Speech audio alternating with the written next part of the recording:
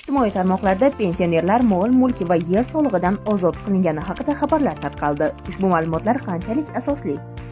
Soliq kodeksining 421-moddasiga muvofiq, jismoniy shaxslardan olinadigan mol-mulk solig'i bo'yicha imtiyoz barcha pensionerlarga nisbatan tatbiq qilinadi.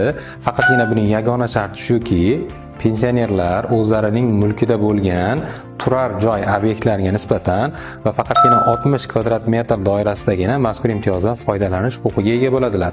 Yer solig'i bo'yicha esa Soliq kodeksining 436-moddasiga muvofiq imtiyoz faqatgina yolg'iz pensionerlarga nisbatan tatbiq qilinadi. Ya'ni qonunchilikka muvofiq yolg'iz pensioner deganda yolg'iz o'zi yoki voyaga yetmagan yoxud nogironligi bo'lgan bolalari bilan yashaydigan pensionerlar tushuniladi.